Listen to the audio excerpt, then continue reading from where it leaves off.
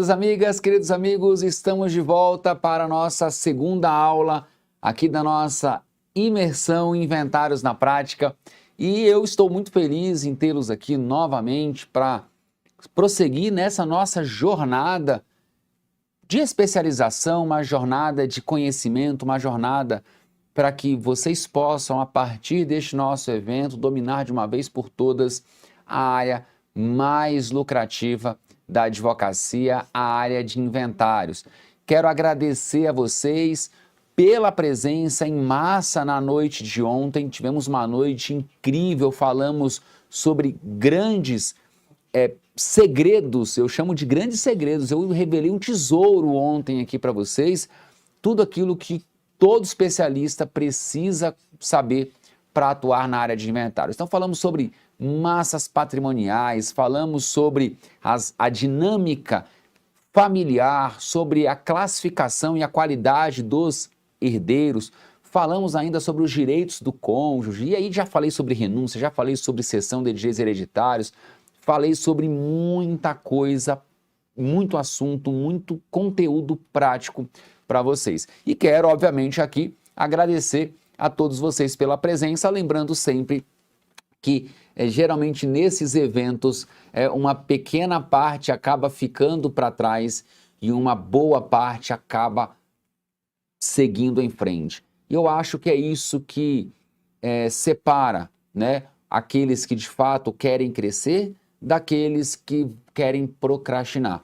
E eu ouvia esses depoimentos tão lindos, tão singelos dos meus alunos, da Cristiane Costa, da Cristiane Aires, do Ademar, e eu, ouvindo esses depoimentos, eu comecei a pensar aqui e refletir um pouco, pensando o seguinte: o que de fato distingue, né, aqueles advogados que realmente crescem na profissão, e aqui especificamente na área de inventários, porque é a nossa área de atuação, e aqueles advogados que não conseguem prosperar, aqueles advogados que ficam para trás?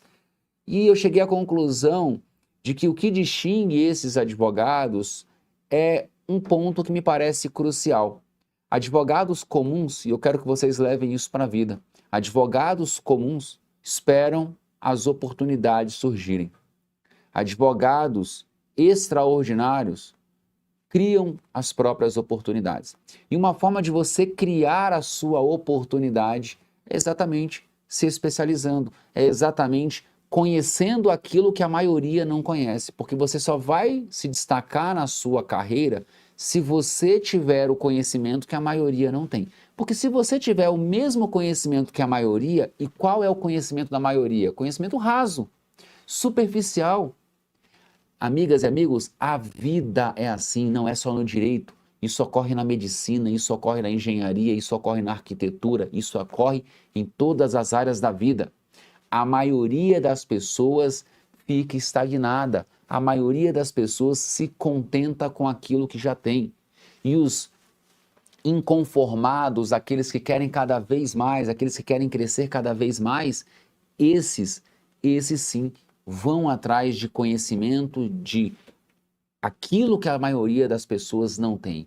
Então vocês estão aqui hoje justamente para buscar aquilo que a grande maioria dos advogados não tem, inclusive aqueles advogados que atuam na área de inventários. O que eu estou compartilhando aqui com vocês é 15 anos praticamente de experiência como advogado, como professor e como juiz de direito, que fui durante quase 10 anos.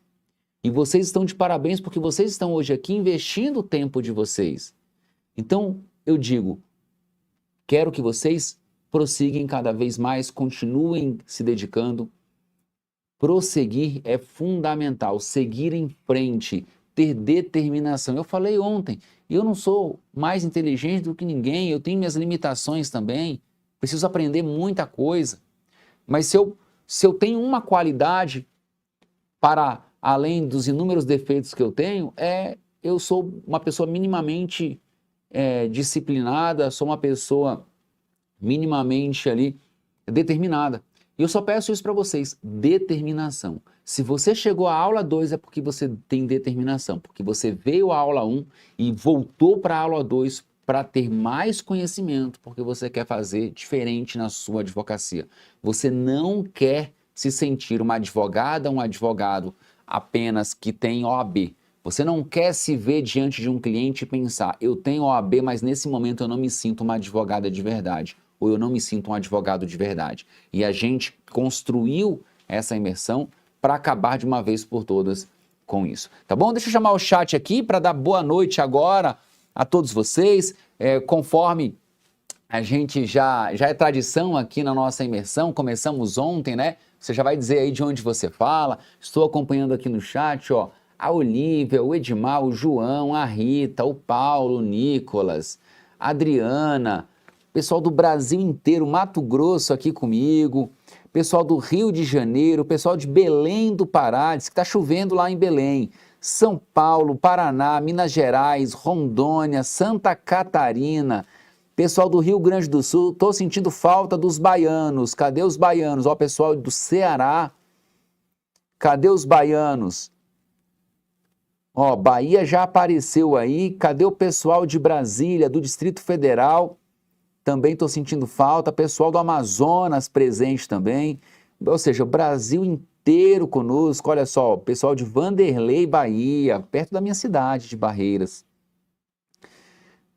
Pessoal do Maranhão, estarei no Maranhão em novembro, inclusive, tive a honra de ser convidado por uma desembargadora querida lá do Tribunal de Justiça do Estado do Maranhão para ministrar um curso sobre inventários, olha a oportunidade que vocês estão tendo, né? Um curso gratuito. Um curso de inventários na prática para juízes e servidores do Tribunal de Justiça do Estado do Maranhão. Estarei lá em novembro para ministrar esse curso de capacitação para juízes e servidores com muita alegria. Pessoal aqui do estado de Goiás, Mato Grosso do Sul. Muito bem. Então vamos iniciar a nossa aula. Eu tenho uma tela aqui, eu até vou pedir licença aqui para a equipe, só para eu dar um recado para uma pessoa muito especial, viu, Andressa? Eu preciso dar um recado para uma pessoa muito especial. Eu estou me vendo aqui, aqui é porque vocês não conseguem ver, mas fica uma televisãozinha aqui na minha frente para eu poder me ver e saber se está dando tudo certo. E aí eu estou olhando aqui que eu estou com um reloginho aqui, olha esse reloginho. Deixa eu contar uma história para vocês, por que desse reloginho. Vou tentar não chorar, tá? A história desse reloginho é a seguinte, semana passada eu precisei comprar um carregador de pilha, sabe aquelas pilhas recarregáveis? Aí eu precisava comprar aquele carregador. E aí eu fui num desses camelôs, e aí procurando esse carregador, eu encontrei esse reloginho aqui, foi R$20 esse reloginho, esse aqui é um reloginho do Batman, tá? Foi R$20 esse relógio aqui. E aí, recentemente eu comprei um relógio barato também, que eu tinha eu tinha vontade de ter esse relógio quando eu era adolescente, passando para a fase adulta, e eu não tinha condições. E aí, recentemente, falei assim, acho que eu vou me dar de presente esse relógio. Aí comprei um relógio, o relógio chegou lá em casa, coloquei, e meu filho adorou o relógio, e eu coloquei no pulso dele, e ele falou que ele queria um relógio também. E aí eu fui comprar esse carregador, e vi esse reloginho do Batman aqui, e comprei esse reloginho aqui de R$20. Aí eu comprei esse reloginho, cheguei lá em casa e dei pro João Pedro o reloginho, ele gostou, ficou feliz, ficou pulando, colocou o relógio no pulso, eu coloquei o meu, a gente saiu para passear junto, ele todo feliz com o relógio dele. E aí hoje, quando eu estava vindo aqui pro estúdio para poder transmitir aqui a aula para vocês, ele me deu o relógio, queria que eu usasse o relógio e tal, porque minha esposa ficou falando que ele ia assistir a aula do papai e tal, e ele me deu o relógio assim, eu usei e coloquei, falei assim, ó, papai vai levar o relógio para lembrar de você, claro que eu não preciso do relógio para lembrar dele, obviamente, mas porque ele disse que ia assistir a aula, então uma hora dessa ele deve estar assistindo para dizer para você, papai, que eu te amo e tô com seu reloginho aqui, ó. Então papai vai dar aula hoje para você com o reloginho do Batman que você adorou, então esse reloginho fica comigo hoje e quando eu chegar em casa eu vou te devolver, tá bom? Um beijo para você. Então, pessoal, vamos lá, já contei essa história aqui, quase comecei a chorar, tive que segurar aqui, deu um nó na garganta, mas é melhor a gente falar sobre inventários, porque sobre inventários eu sei falar um pouquinho e sobre essas questões mais emocionais, aí eu não consigo falar muito não. Vamos lá, olha só. Hoje nós vamos estudar o passo a passo do inventário. Por que saber o passo a passo? Primeiro ponto aqui, para você não ficar perdido no inventário. Eu falei na aula de ontem que quando eu fui atuar no meu primeiro inventário, eu tive a sensação de ter OAB, mas não me senti um advogado de verdade, porque eu não sabia para onde ir. E ali eu vi a importância de realmente, ou eu passava a estudar de verdade, investir na minha carreira, ou eu poderia escolher uma outra profissão, ou talvez apenas me conformar com migalhas. E eu falei agora, eu tive esse insight assistindo aos vídeos dos meus alunos que ganharam plaquinhas de mais de 100 mil reais de faturamento, a Cristiane Costa, mais de 500 mil reais de faturamento só atuando na área de inventários. E aí eu tive um insight hoje, bom, o que distingue os advogados que crescem daqueles que ficam é o grau de determinação, a especialização e o fato de que a busca pelo conhecimento faz com que esses advogados não esperem as oportunidades. Essa busca por mais conhecimento e investimento na carreira faz com que esses advogados, eles criem as próprias oportunidades. Eu acho que de fato é isso que difere. E aqui na aula de hoje, o passo a passo do inventário vai mostrar para vocês como se destacar, como ter o conhecimento que a grande maioria não tem. E olha, até estou acompanhando o chat aqui, o que vocês vão ver hoje aqui, tá? O que vocês vão ver na aula de hoje, é o que muitos advogados aqui levam anos para aprender. E outros sequer aprenderão, tá? Então eu vou revelar aqui ensinamentos, planos práticos de atuação que muitos advogados demoram anos e anos para descobrir. E alguns sequer descobrirão durante toda a sua carreira. Então, você vai ficar até o final e eu falo novamente, preste muita atenção em tudo que eu vou falar, anote os detalhes, porque vai valer a pena. E aí, antes de eu já iniciar o tema, eu só vou dar 2 recados.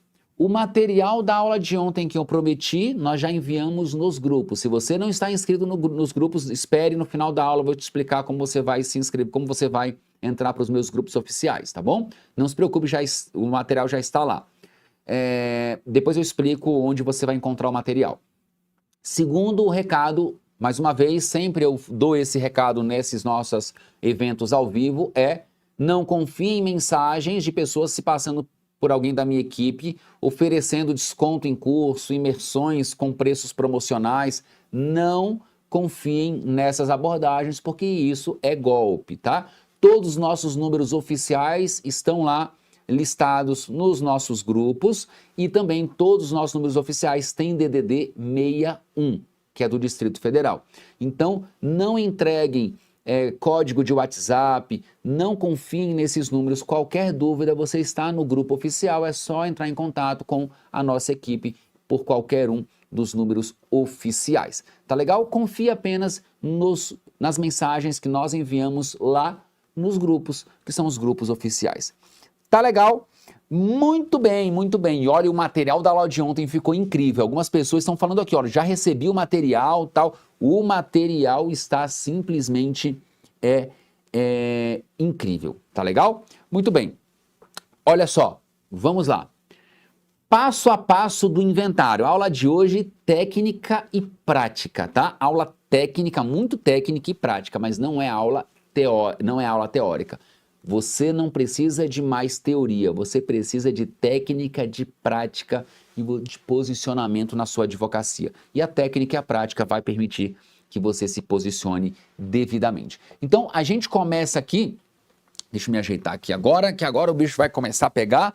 Agora nós vamos separar os homens e as mulheres dos meninos e das meninas. Nós vamos, então, começar aqui com os tipos de inventário. Aqui é rapidamente, tá? Porque aqui já está no esquema para vocês, eu não vou falar muito sobre isso, porque isso aqui é básico, só para a gente nivelar aqui o conhecimento, e aí depois a gente avança, então, para a parte mais profunda. Então, o que você tem que saber? Que o inventário, eu vou fazer um teste aqui, equipe, rapidamente, só para não dizer que eu não falei de flores, eu vou para o nosso flipchart, para eu poder já fazer um esquema rápido, só para você nunca mais esquecer disso, para você nunca mais confundir, tá bom? Rapidamente aqui, ó, eu só quero que você entenda o seguinte, ó.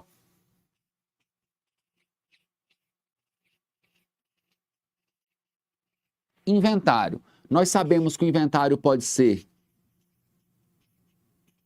judicial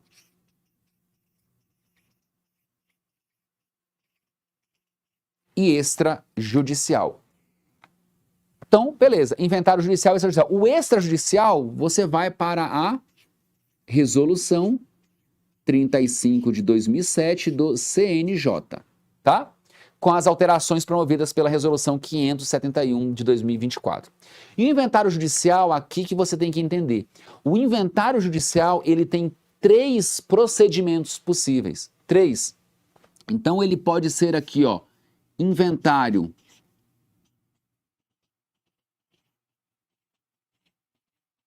tradicional, também chamado de solene,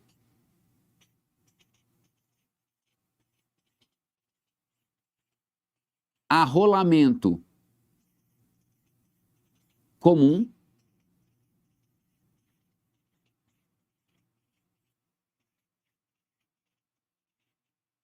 e arrolamento sumário. Então, com essa explicação aqui, eu já te mostro o mundo dos inventários em termos de procedimento, tá? Isso aqui, você vai trabalhar com isso no dia a dia. Ou você vai trabalhar com inventário judicial, ou você vai trabalhar com inventário extrajudicial. E se você for trabalhar com inventário judicial, você tem que saber a diferença entre esses 3 ritos. Inventário tradicional, também conhecido como inventário solene, arrolamento comum e arrolamento sumário, tá bom? Então eu vou voltar aqui, por quê? Porque dentro do inventário judicial, nós vamos fazer essa distinção aqui, ó. Inventário solene ou tradicional é, digamos assim, o procedimento comum dos inventários judiciais. Então, seu inventário judicial, você vai aplicar as regras do inventário solene. Nós vamos estudar ele hoje, que é um inventário mais... É um procedimento padrão, é um procedimento mais complexo, com muitas fases. Esse procedimento vai ser adotado sempre que o valor do patrimônio a inventariar, sempre que o valor da herança for superior a 1.000 salários mínimos, tá? E sempre que houver litígio entre os herdeiros. Legal? Segundo procedimento, arrolamento comum. Esse é um procedimento mais célere. Qual a diferença básica aqui? Entre o arrolamento sumário, entre o arrolamento comum e o inventário solene. No inventário solene, você tem lá petição inicial, nomeação de inventariante, o inventariante presta compromisso, apresenta as primeiras declarações, cita os herdeiros, intima a Fazenda Pública, intima o Ministério Público quando for ouvido, impugnações, avaliação dos bens e por aí vai. No arrolamento comum, você apresenta a petição inicial, você já apresenta... Muitas vezes ali, em relação ao arrolamento comum, você não precisa ali necessariamente prestar compromisso ao inventariante nomeado, ele já pode apresentar de forma mais antecipada um plano de partilha, prepondera o princípio da oralidade, ou seja, o juiz pode designar a audiência para resolver todas as controvérsias, então ele é um procedimento mais rápido. E ele vai ser utilizado sempre que o valor do patrimônio a inventariar não superar, não ultrapassar 1.000 salários mínimos, sempre que ele for igual ou inferior a 1.000 salários mínimos. E ainda que haja interesse de incapaz e ainda que haja litígio entre os herdeiros. E por fim, o arrolamento sumário é o inventário amigável. Se todos os herdeiros estiverem de acordo, independentemente do valor dos bens a inventariar, independentemente do valor do patrimônio, esses herdeiros estarão todos no mesmo polo, no polo ativo, e eles já apresentarão um plano de partilha. Em outras palavras, o arrolamento sumário é o inventário extrajudicial dentro do Poder Judiciário, porque não há litígio, tá bom? Fácil assim. Só que deixa eu dar uma dica de ouro. Aqui é a estratégia que nenhum livro aborda, nenhum curso fala sobre isso. Alguns professores aí, com todo respeito, conheço todos, são todos meus amigos, mas alguns professores só começaram a falar sobre isso depois que eu comecei a falar isso na internet, tá? Comecei a falar isso nas minhas redes sociais, comecei a defender isso em palestras, em eventos, e aqui eu já vou dar de presente para vocês. Quando vocês forem ler o Código de Processo Civil, lá no artigo 610 e seguintes, vocês vão ver o seguinte, que ele vai dizer que sempre que houver interesse de incapaz ou litígio entre os herdeiros, o inventário ou ele vai seguir pelo rito do inventário tradicional, então isso pelo Código de Processo Civil, tá? Então, havendo interesse de incapaz, ele vai ter que ser o inventário solene ou ele vai ter que ser o arrolamento comum. Só que eu quero que vocês, a partir de hoje, defendam o seguinte: havendo interesse de incapaz,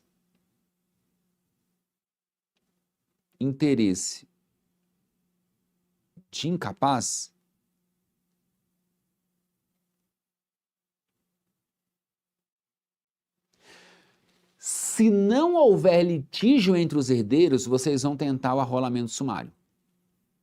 Tá? Interesse de incapaz, obviamente aqui, ó, sem litígio. Se não houver litígio, vocês vão tentar o arrolamento sumário. E por quê? Porque a resolução número 571 de 2024 do CNJ, que alterou a resolução número 35 de 2007, que trata do inventário extrajudicial, passou a permitir a realização de inventário extrajudicial, mesmo havendo interesse de incapaz. E no inventário extrajudicial não tem a figura do juiz. Então, o que disse o CNJ? Olha, se todas as partes estiverem de acordo e for preservado o quinhão do incapaz em cada um dos bens da herança, o inventário pode ser feito de forma extrajudicial, desde que o Ministério Público seja ouvido. Ora, se eu posso fazer o inventário extrajudicial fora do Poder Judiciário, mesmo envolvendo o herdeiro incapaz, por que eu não posso fazer um arrolamento sumário dentro do Poder Judiciário, obviamente, havendo interesse de incapaz? Eu vou transportar as regras do inventário extrajudicial para o inventário judicial e vou dizer, juiz, veja, se eu posso fazer o inventário com incapaz fora do Poder Judiciário, com muito mais razão eu vou poder fazer dentro do Poder Judiciário, porque além do MP eu ainda tem o senhor juiz aqui que vai analisar tudo e vai homologar o plano de partilha. Então, essa é a primeira dica de ouro para vocês. Professor, mas por que eu faria o arrolamento sumário se eu posso fazer o inventário extrajudicial? Porque às vezes os emolumentos do cartório no seu estado, pode ser que os emolumentos sejam muito altos, caros, e os herdeiros não queiram pagar por eles. Pode ser que você consiga gratuidade de justiça, por exemplo, considerando o valor do patrimônio do espólio, e aí haja um herdeiro incapaz, e o que você vai fazer? Você vai construir essa fundamentação, tá bom? Você vai construir essa fundamentação, tá bom? Resolução número 35 de 2007 e resolução número 571 de 2024 do CNJ. Legal? Então vamos seguir aqui. Primeira dica aqui de ouro para vocês. Poucas pessoas falam sobre isso, eu quero que vocês então tenham isso em mente, porque isso muda completamente o jogo. A grande maioria faz o quê? A vendedeira incapaz abre o inventário e segue o procedimento do inventário solene, que é muito mais demorado. O que o especialista faz? Ele cria tese. Então o especialista vai fazer o quê? Ele vai interpretar e vai dizer, juiz, arrolamento sumário mesmo envolvendo interesse de incapaz, porque a resolução 35 já passou a admitir, então não faz sentido o Poder Judiciário não admitir. Olha a velocidade que você ganha no seu inventário. Tá legal? Show de bola? Beleza, beleza. Vamos seguir aqui então. Esse é o procedimento, esse é o fluxograma do inventário tradicional, do inventário solene. Então a nossa aula vai passar por esse procedimento. E aí, por que eu faço todo esse esquema, esse organograma aqui e compartilho isso aqui? Por que eu estou mostrando isso para vocês? Por uma razão muito simples. Isso aqui vai ser o seu instrumento de trabalho a partir de agora. Se você sempre ficou perdido, ou se você está perdido no inventário, ou se você tem uma certa insegurança por não saber a próxima etapa do seu inventário, seu problema acabou. Você vai ter isso aqui no seu computador, esse meu slide, e você vai se basear por esse procedimento no seu inventário, tá? Então, nós vamos passar por esse procedimento, só que dentro desse procedimento aqui, nós temos 5 grandes fases. 5 grandes fases. E eu vou falar hoje sobre essas 5 grandes fases, que são, na verdade, 5 grandes pilares. Nós vamos falar sobre a petição inicial e primeiras declarações, nós vamos falar sobre as impugnações, nós vamos falar sobre as avaliações. A avaliação é muito importante. Nós vamos falar sobre as últimas declarações. Nós vamos falar sobre as grandes etapas do inventário. E na aula de amanhã nós vamos falar sobre a quinta grande etapa, que é o pagamento do ITCMD e a partilha. Então hoje eu vou mostrar da etapa 1 à etapa 4. E amanhã nós vamos, que é a aula mais importante, o fechamento, né? Partilha, reforma tributária no ITCMD. Então, para você entender qualquer inventário, você precisa entender essa estrutura. Esses são os grandes momentos de todo o inventário. Petição inicial e primeiras declarações, como a primeira grande etapa, a etapa de abertura, de início do inventário. Depois, impugnação por parte dos herdeiros. Estamos pensando em inventário litigioso. Você entendendo a estrutura do inventário litigioso, você domina qualquer outro tipo de inventário. Depois, avaliação dos bens, últimas declarações, ITCMD e partilha. Aqui você domina o passo a passo dos inventários. Tá legal? Muito bem. Vamos começar então com a petição inicial. Primeira coisa que nós temos que entender, primeira coisa que você precisa entender aqui. Amigas e amigos, não se preocupem no momento de protocolar uma petição inicial de abertura de inventário judicial. Não precisa se preocupar, ninguém aqui tem que se preocupar com a relação de todo o patrimônio, com a relação das dívidas. Não precisa se preocupar com isso, com litígio entre os herdeiros. A petição inicial de qualquer ação de inventário tem por objetivo, sobretudo no inventário tradicional, tem por objetivo apenas cravar a abertura do inventário. O objetivo é só noticiar ao juiz que uma pessoa morreu, que ela morreu no local tal, na data tal, que aquela pessoa deixou cônjuge, deixou herdeiros, que aquela pessoa eventualmente não deixou testamento, ou se tiver deixado o testamento, já houve ação para cumprimento do testamento, e só. E, claro, colocar o valor da causa e requerer a nomeação do inventariante. Serve só para isso. É uma petição muito simples, 2 páginas no máximo. Tá? Então, o que deve conter nessa petição inicial de abertura do inventário? O que deve conter aqui? Eu já trago para vocês e vou mostrar um modelo de petição inicial. Ó, comunicar o óbito ao juiz, obviamente. Você vai ter que indicar que uma pessoa morreu, quem é essa pessoa. Você deve requerer ao juiz a abertura, portanto, do inventário, a instauração do procedimento, a nomeação do inventariante e o valor da causa. É claro que aqui também você já vai indicar, o ideal é que você já relacione quem são os herdeiros e se há cônjuge ou não sobrevivente, ou companheiro. Então essa é uma petição muito simples. E quais são os documentos necessários para essa primeira petição? Não precisa se preocupar com certidões de matrícula de imóvel, certidões negativas de dívidas ou positivas, não precisa se preocupar com isso. Esses outros documentos, essas outras informações ficarão por conta das primeiras declarações. Então, basicamente aqui, ó, documentos pessoais da parte autora, a procuração para o advogado, você vai provar a legitimidade da parte autora, ou seja, ela era casada com o falecido, certidão de casamento, é filha do falecido, você vai demonstrar essa legitimidade ativa. Certidão de óbito, e aí, certidão comprobatória de ausência de testamento. Professor, e se o falecido deixou o testamento? Primeiro, onde eu busco essa certidão? Site do Sensec, www.sensec.org.br. Professor, e se a pessoa deixou o testamento? E se o falecido deixou o testamento?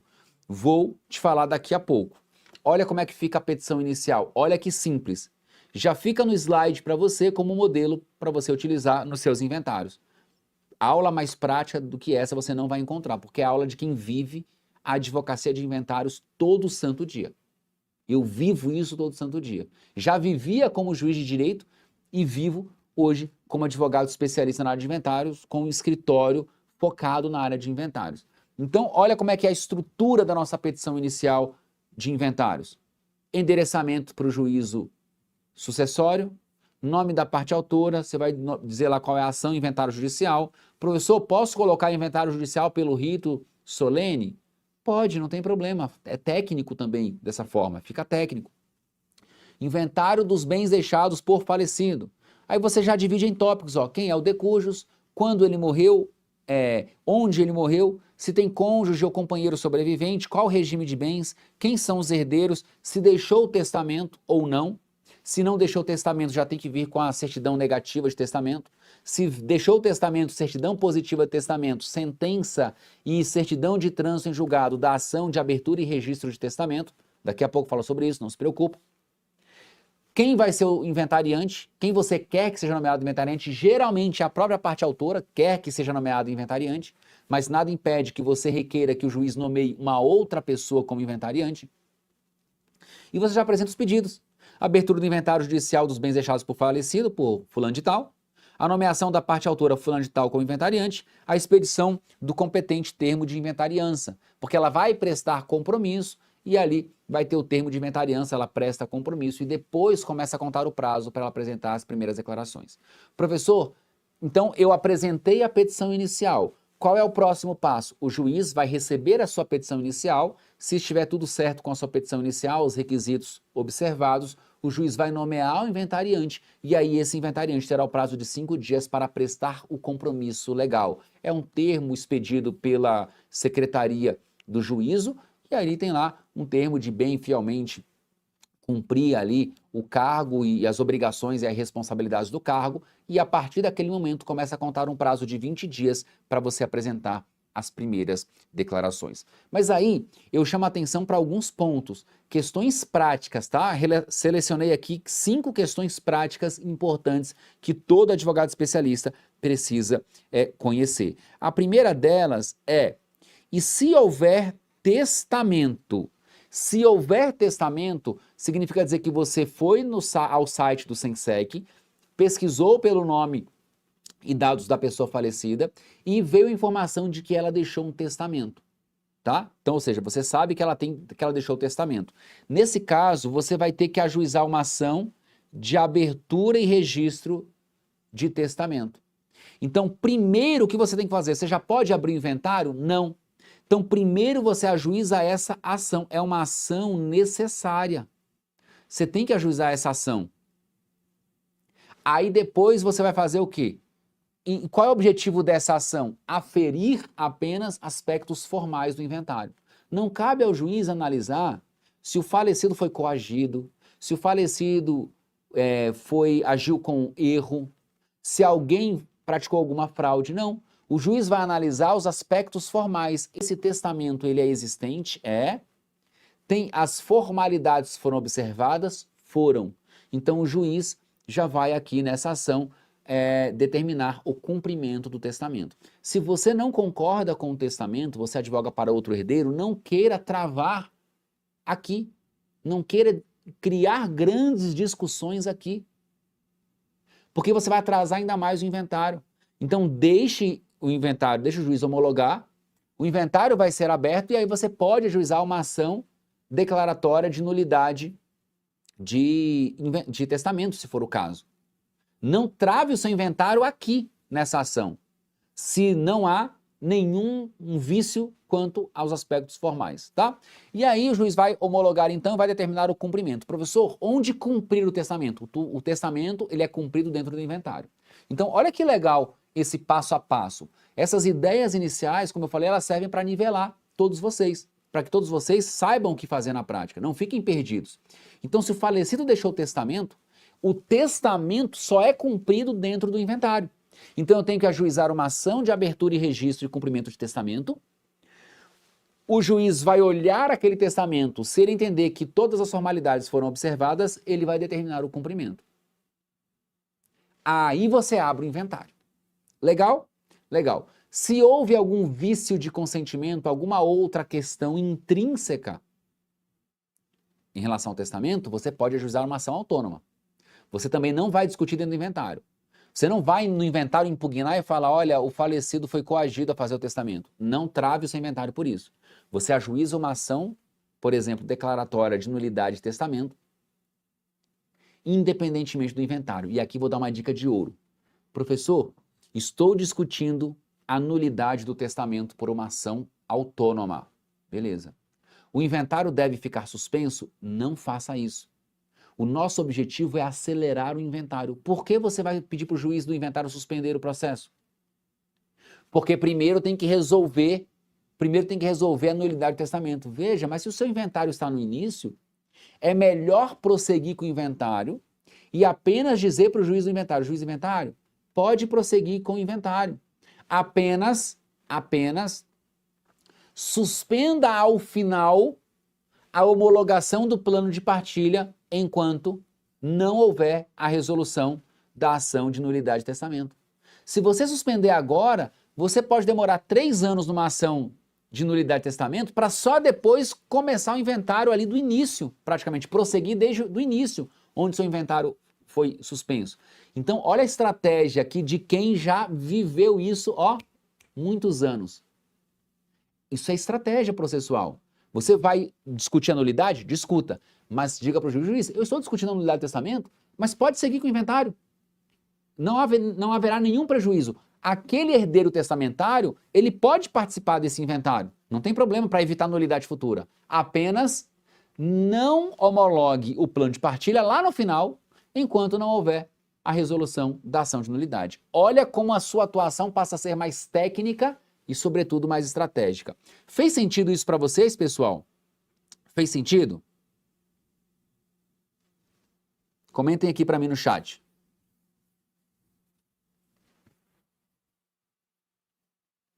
Beleza. E se o testamento não respeita a legítima, o juiz do inventário reduzirá, sim, aí haverá a chamada redução das disposições testamentárias. Tudo isso é discutido no inventário. Exemplo, o falecido deixou 60% do seu patrimônio para um herdeiro, para uma pessoa. Ele poderia deixar 60%? Não. Só poderia deixar o quê? 50% da herança. Então, dentro do inventário, na hora de calcular a legítima, na hora de calcular, e aí é a aula de amanhã isso aqui, fazer o plano de partilha, vai haver a redução dessas disposições testamentárias. Tá bom? Ó, o colega falou, o pulo do gato, fez todo sentido. Beleza. Então, beleza. Próximo ponto. Quem deve pagar as custas do inventário? Espólio.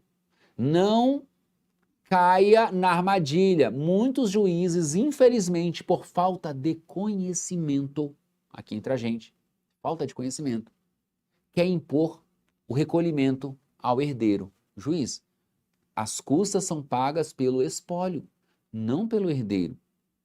Então, você não vai cair nessa armadilha. Se o juiz impuser isso, você vai agravar a decisão. Qual o recurso cabível no inventário judicial? Agravo de instrumento contra qualquer decisão interlocutória, qualquer uma. Nós não vamos observar o rol do artigo 1015 do CPC. O parágrafo único do 1015 vai dizer que no inventário qualquer decisão interlocutória está sujeita ao agravo de instrumento. Beleza? Cabe pedido de gratuidade de justiça? Cabe. Aqui, eu chamo a atenção para um ponto prático importante, Atenção. Atenção. Por que atenção aqui? Porque a gratuidade de justiça, ela não está relacionada à hipossuficiência do herdeiro, mas sim ao patrimônio do espólio. Então, se o espólio é composto por um patrimônio pequeno de 100 mil reais, de 80 mil reais, de 150 mil reais, você pode pedir a gratuidade, por exemplo. Aí vai depender do juiz, tá? Não há um critério fixo aqui sobre até quanto o juiz vai conceder a gratuidade. Não, mas aqui essa gratuidade ela está relacionada com o espólio. Não é o espólio que paga? É. Então você vai requerer a gratuidade tendo em vista que o patrimônio do espólio é um patrimônio pequeno. Professor, e se o patrimônio for considerável, mas não tiver liquidez? Por exemplo, o patrimônio é de 5 milhões de reais, Só que esse patrimônio é formado por 5 imóveis, cada um no valor de R$ 1 milhão. E os herdeiros não têm condições de pagar as custas. Professor, no meu estado, o valor das custas é altíssimo. E aqui vou dar uma dica. Recentemente nós estamos atuando, né? Mas recentemente nós abrimos um inventário no estado de Goiás. E os meus amigos do estado de Goiás podem confirmar o que eu estou falando. As custas judiciais no estado de Goiás, as custas são altíssimas. E nós estamos atuando num inventário com patrimônio muito alto. Patrimônio muito alto. O patrimônio, pessoal, supera 100 milhões de reais. Porque uma fazenda no estado de Goiás bate 30 milhões, 40 milhões fácil. Só que os herdeiros não têm condições de pagar as custas. A minha cliente não tem condições de pagar as custas. Agora não me recordo quanto deu de custas lá. Deu mais de 20 mil reais. Bem mais. Acho que deu mais de 40 mil reais. E aí, o que fazer nesse caso? Aí, dica de ouro. Você, na sua petição inicial, você vai colocar o valor da causa, um valor menor, vai dizer para o juiz que você não... E aí você não vai estar mentindo, tá? Mesmo você sabendo que o seu patrimônio, que o patrimônio daquele inventário supera 100 milhões, por exemplo, você vai dizer, juiz, nesse momento não é possível aferir o valor estimado do patrimônio. O valor da causa aqui vai ser de, sei lá, de R$ 1.000, porém, o valor será atualizado após as primeiras declarações. Não há dinheiro, não há valores depositados em contas bancárias, em nome do falecido, para fazer face ao pagamento das custas. Requer-se, assim, que o pagamento das custas seja realizado apenas ao final. Então você já resolve um problema que muitas vezes surge no início do seu inventário. Ou o juiz quer que o herdeiro pague, aí você não vai concordar, você vai agravar, ou o juiz quer que o espólio pague, porque o patrimônio é um patrimônio vultoso.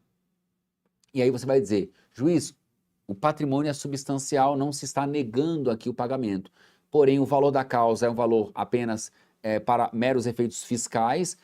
Após as primeiras declarações, o valor será atualizado e venho requerer desde já que o pagamento seja diferido para o final do processo.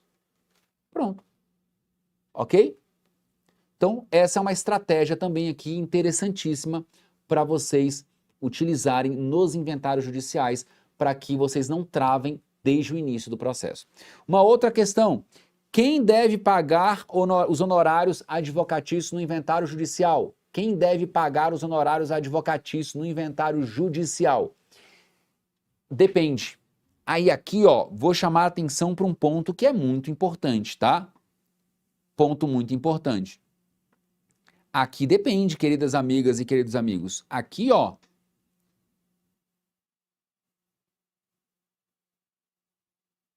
se houver litígio e houver mais de um advogado defendendo interesses de mais de um herdeiro, ou seja, cada herdeiro tem o seu próprio advogado. Quem paga aqui os honorários advocatícios? O próprio herdeiro. Agora, se for um inventário aqui, ó, amigável, e o que é um inventário amigável? O arrolamento sumário, vocês já sabem. Quem vai pagar os honorários aqui? O espólio, tá? Então, se há mais de um advogado no inventário, aqui cada advogado vai pagar, cada herdeiro, se tiver mais de um advogado, cada herdeiro vai pagar os honorários contratuais do seu respectivo advogado. Se for inventário amigável, aí a responsabilidade pelo pagamento dos honorários é do espólio, tá bom? Então, e aí olha que dica maravilhosa agora, tá? 2 dicas de ouro. Tô falando que a aula de hoje, eu tô revelando todos os segredos aqui para vocês. Olha só, 2 coisas. Quando você for fazer o seu contrato de honorários, não considere sucumbência. Você pode pensar, vou cobrar um valor X para entrar, vou cobrar mais um percentual sobre o quinhão o valor do meu quinhão, o valor do quinhão do meu cliente, e vou dar um desconto aqui porque ainda tem a sucumbência. Querida amiga, querido amigo, não existe sucumbência em inventário. Não existe uma sentença de procedência ou improcedência. Não há sucumbência, então esqueça isso. Não considere isso na hora da precificação. Considere duas coisas: o trabalho que você vai precisar realizar e o patrimônio que você vai colocar no bolso do seu cliente. O trabalho que você vai realizar vai gerar os seus honorários iniciais, a título de prolabore. Prolabore inicial. Você vai cobrar 20 mil, vai cobrar 30 mil, vai cobrar 40 mil, vai cobrar 15, 10, dependendo do inventário, para começar. Isso te dá fluxo de caixa, estrutura o seu escritório. Você trabalha melhor. E você vai cobrar um percentual sobre o valor atualizado dos bens que vão ficar com o seu cliente. Valor atualizado, coloque isso no seu contrato. E aí a dica é, quanto maior o patrimônio que o seu cliente vai ficar, pelo menos a estimativa que você tem, menor o percentual. Quanto menor o patrimônio estimado aqui, maior o seu percentual. Então, por exemplo, inventário ali, 10 milhões para o seu cliente. Você pode cobrar, por exemplo, 6%, 7%. Veja. Quem quer ganhar aqui 600 mil reais em um único inventário? 700 mil reais de honorários em um único inventário. Aí eu lembro da aluna que me perguntou, professor, quantos processos eu preciso ter para mudar de vida? Eu falei, você precisa ter um processo. Um único processo pode mudar a sua vida. E a área de inventários permite isso. Você pode cobrar 4%, 3%, 5%, depende do caso. Então, atenção para esses dois pontos, tá?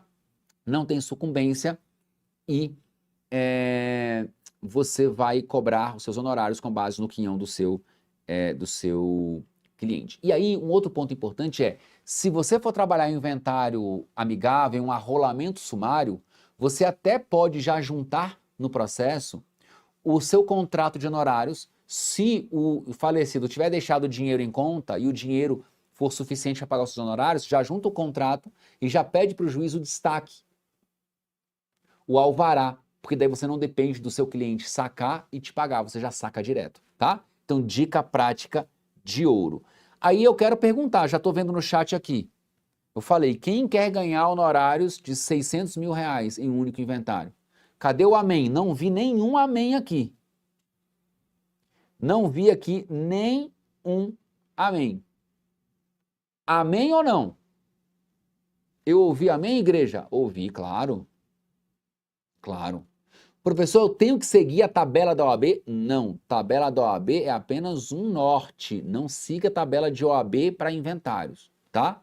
Não siga a tabela de OAB para inventários. Inclusive, no meu curso completo, no meu treinamento completo, tem uma aula sobre honorários advocatícios, tá? Vale muito a pena. E por fim, qual a base de cálculo das custas? Aqui há uma divergência.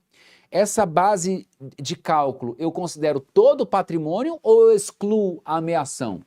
Há quem entenda que deve ser excluída a ameação, porque a ameação não é herança, é direito próprio do cônjuge, e há quem entenda que a ameação deve ser considerada. Aqui há entendimento para os dois lados. Sugestão minha, tente sempre excluir a ameação para o seu cliente pagar menos, um valor menor de custas. Se o juiz determinar e você não conseguir reverter isso no tribunal, aí você vai ter que pagar, não tem jeito. Porque aí os dois entendimentos são defensáveis. Porque quem defende que a ameação deve ser considerada vai dizer o seguinte, a ameação não pode ser entregue sem o inventário. Então, o procedimento ele é necessário para que o juiz possa partilhar os bens e, inclusive, entregar a ameação. Logo, houve a prestação do serviço por parte do Estado, né, do judiciário. Então, eu considero todo o patrimônio. E há quem entenda que não, como ameação de direito próprio, o inventário tem a ver com a herança, não deve ser considerada a ameação, o valor da ameação para fins de determinação do valor da causa e, consequentemente, das custas.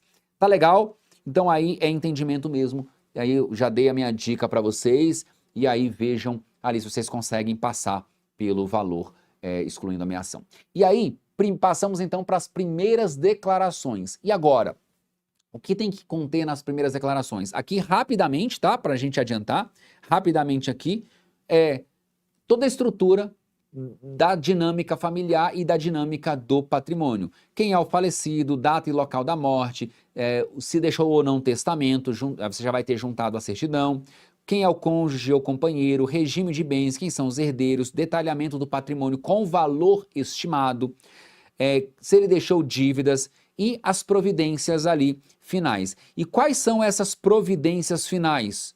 Ó, você vai requerer a citação dos demais herdeiros, a intimação do Ministério Público quando ele precisar intervir, quando ele intervier, quando houver, obviamente, interesse de incapaz. Intimação da Fazenda Pública é obrigatória a intimação. E aí, eu já dou uma dica para vocês. Você já pode, como advogado do inventariante, se você for apresentar as primeiras declarações, você já pode ali requerer a consulta a sistemas, como, por exemplo, Sisbajude, para saber contas bancárias, as contas bancárias deixadas pelo falecido, e Renajude para saber eventuais veículos deixados pelo falecido. E ainda pode requerer até, eventualmente, a expedição de ofícios a instituições financeiras, a órgãos, para saber eventualmente créditos, aplicações financeiras. Porque, por exemplo, se você descobre que o falecido deixou contas bancárias no Itaú e no Bradesco, muitas vezes você sabe qual o valor depositado, mas você não sabe, por exemplo, investimentos. Será que ele não tem dinheiro ali no Tesouro Direto? Será que ele não fez um investimento no Tesouro Direto pelo Banco Itaú? Será que ele não tem um CDB, algum tipo de aplicação? Então, expedir ofício pode ser interessante também, já na partida aqui nas primeiras declarações, para você ter a máxima noção possível e dimensão desse patrimônio deixado pelo falecido. E aí nós temos alguns documentos, e nós temos aqui, ó, eu organizei, aqui eu vou pedir para a equipe colocar a tela inteira para ficar melhor, alguns documentos. Aí é só uma parte, tá, pessoal, da documentação. Esse é o checklist que eu tenho e eu disponibilizo para os meus alunos. E aí eu acho que eu vou perguntar uma coisa aqui para vocês. Vocês querem esse checklist? Comentem aqui para mim. Acho que eu vou mandar para vocês esse checklist, o checklist dos documentos que devem ser juntados às primeiras declarações. Vocês querem? Só que aí, ó, deixa eu até ver aqui, porque tem a nossa meta de hoje, né? Ó, like, vocês não deram ainda. Nós temos aqui 3.636 pessoas. Será que a gente consegue chegar a 3.800 pessoas na nossa live? Eu acho que vocês ainda não compartilharam a nossa live com outros colegas. Então, o que eu sempre peço para vocês, a única coisa que eu peço é isso. Estou entregando tanto. Então like. E vamos compartilhar aqui o link nos grupos da OAB, nas redes sociais, para que outros colegas possam assistir. Então, joguem lá nos grupos da OAB o link da aula. Pessoal, aula sobre o passo a passo do inventário judicial, assistam a essa aula. Então, vamos tentar chegar a 3.800 pessoas. Equipe, se a gente chegar a 3.800 pessoas, pode liberar. Eu vou mandar amanhã cedo para vocês o meu checklist e pode compartilhar com o pessoal. E olha só, voltando aqui agora, vamos trabalhar com a IAJUR? Vamos fazer uma petição de primeiras declarações? Como é que ficaria aqui, ó? Estudo de caso, tá? Chegou esse caso aqui para mim, então, e aqui, claro, as informações bem reduzidas e nomes fictícios. Eu quero uma petição inicial, eu quero uma petição de primeiras declarações. Então, olha só, eu vou fazer a seguinte pergunta aqui, a seguinte solicitação para a inteligência artificial, para IAJUR. Por favor, elabore uma petição de primeiras declarações para ser apresentada no inventário.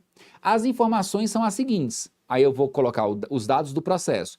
Quem é o falecido, que é o João da Silva, cônjuge sobrevivente, regime de bens, testamento, coloquei o falecido não deixou testamento, herdeiros legítimos necessários, ele deixou 2 filhos, Antônio Mendes e Silvia Mendes. Eu vou relacionar o patrimônio e vou dizer que ele não deixou dívidas, tá? Então, eu vou aqui copiar então aqui essas informações. Cadê aqui, ó? Aqui está. Então, eu vou copiar aqui essas informações. Eu já até coloquei aqui, ó, para vocês, porque daí eu já mostro uma petição completa. Fica mais fácil, né? Eu já mostro a petição completa aqui para vocês. Eu vou copiar o caso. Vou dar um Ctrl C aqui. Muito bem. E agora nós vamos para IAJUR. E aqui, ó, eu vou colocar petição de inventário. Olha só, vou colocar aqui a petição de inventário. Vou colocar a petição de inventário, tá aqui. E eu vou colar aqui, então, o nosso caso. Vou colar aqui o nosso caso, tá? Muito bem, colei aqui o nosso caso, ó. Nosso caso está colado aqui. por favor, elabore uma petição de primeiras declarações completa para ser apresentada. Aí ela disse aqui, ó, primeiro, antes de eu colocar, eu preciso dessas informações, sou assistente jurídico especializado em sucessões, para elaborar sua petição inicial, quero essas informações. Aí eu já coloco aqui, ó, eu quero uma petição de primeiras declarações completa e coloquei todas as informações necessárias, tá? E eu vou dar o ok. E aqui eu sempre chamo a atenção à seguinte situação. Ó, inteligência artificial, como eu falei, não substitui os advogados. Agora, os advogados que não sabem utilizar, eles vão ficar para trás. E essa é uma inteligência que eu comprei, desenvolvi, paguei uma empresa para fazer para o meu escritório de advocacia. Nós já estamos utilizando essa inteligência. E por que eu estou mostrando isso? Para mostrar para vocês que ela acelera as nossas petições. Ela não vai substituir o seu conhecimento. Ela vai acelerar a produção. Olha só, já respondeu. E eu coloquei a minha OAB e ela ainda colocou a minha OAB aqui, ó. Então ela vai acelerar, E amanhã eu vou falar como muitos de vocês vão ter acesso a essa minha IA, tá bom? Olha só a petição completa, ó. Segue modelo completo organizado de petição de primeiras declarações. Excelentíssimo senhor doutor juiz, eu falei que a petição deve ser apresentada pelo inventariante, que é o Antônio Mendes. Antônio Mendes, já qualificado, vem para o seu advogado apresentar primeiras declarações nos termos do artigo 620, aí ele colocou do falecido, do cônjuge, da ausência de testamento, dos herdeiros, dos bens inventariados, aí eu coloquei todos os bens, ó, e olha que legal, eu coloquei 10 bens no valor de 100 mil reais, ele já fez o cálculo aqui, já disse, valor total estimado dos bens inventariados, 1 milhão de reais, das dívidas, falecendo do show de dívidas, dos requerimentos, olha, fez, ó o Renajude, olha o Cisbajude, tudo que eu pedi, citação dos demais herdeiros, etc, etc, e tudo que eu solicitei. A inteligência ela acaba acelerando. Veja, quantas horas a gente não demoraria aqui para fazer uma petição dessa de primeiras declarações? Isso nos leva, a gente ficaria ali algumas horas fazendo. Então você organiza e você vai ter mais tempo para quê? Para prospectar novos clientes, para você tratar o seu escritório como um verdadeiro negócio, tá? Então, fantástico, né? Ó, pessoal adorou aí a IA, ó. A IAJUR é realmente algo revolucionário. Ninguém tem uma dessa, porque ela foi construída especificamente para o meu escritório. Inclusive, ela nem está à venda. A gente não vende isso, porque isso aqui é uma ferramenta do meu escritório. Claro que muitos de vocês terão a oportunidade de ter acesso à minha IA, mas a gente fala sobre isso amanhã. Portanto, não perca a aula de amanhã, porque inclusive, eu vou dar acesso a muitos de vocês aí a nossa inteligência artificial. Tá legal? Nós vimos então o quê? Primeira etapa da apresentação ali da petição inicial, depois o quê? Primeiras declarações. Após a apresentação das primeiras declarações, o juiz vai citar os herdeiros para que eles possam apresentar eventuais impugnações, tá? E o que você tem que entender sobre essas impugnações? Aqui eu chamo a atenção para o artigo 627 do Código de Processo Civil, que é um dispositivo da máxima importância. Equipe, coloca o dispositivo na tela para eu ler com os meus alunos. Olha o que diz o 627 do CPC. Concluídas as citações, abrir-se à vista as partes em cartório pelo prazo comum de 15 dias, para que se manifestem sobre as primeiras declarações, incumbindo as partes, ou seja, o que os demais herdeiros podem impugnar. Que tipo de matéria pode ser levantada, suscitada nas impugnações? Erros, omissões e sonegação de bens. O herdeiro pode reclamar contra a nomeação do inventariante. Ele pode, por exemplo, não concordar com a nomeação do inventariante. E o herdeiro pode contestar a qualidade de alguém que foi incluído na condição de herdeiro. Ah, fulano foi colocado como herdeiro, como filho sócio-afetivo, ele não é filho sócio-afetivo coisíssima nenhuma. Ele que deve ajuizar a ação de reconhecimento de filiação sócio-afetiva, se for o caso. Então também você pode, por meio da impugnação, contestar a qualidade de quem foi incluído no título de herdeiro. E aí, a pergunta que eu faço é, que tipo de discussão pode ser levada para o inventário? Esse tipo de discussão, e desde que haja aqui, ó pessoal, prova pré-constituída. Prova pré-constituída. Como assim, professor, prova pré-constituída? Olha o artigo 612 do CPC. O juiz decidirá todas as questões de direito, desde que os fatos relevantes estejam provados por documento, só remetendo para as vias ordinárias as questões que dependerem de outras provas. Isso aqui, ó, é prova documentada, ou seja, prova